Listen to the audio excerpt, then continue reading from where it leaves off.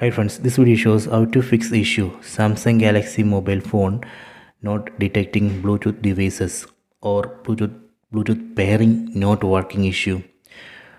Please don't forget to subscribe this channel. Please like and share the video. Go to settings, tap on the settings app icon, go down, select general management. Under general management, select reset,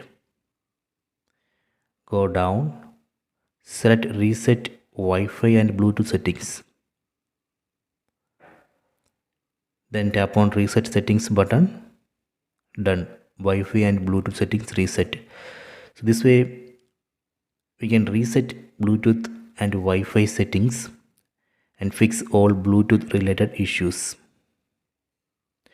After this reset operation, you can again try to pair Bluetooth device. This time pairing should work.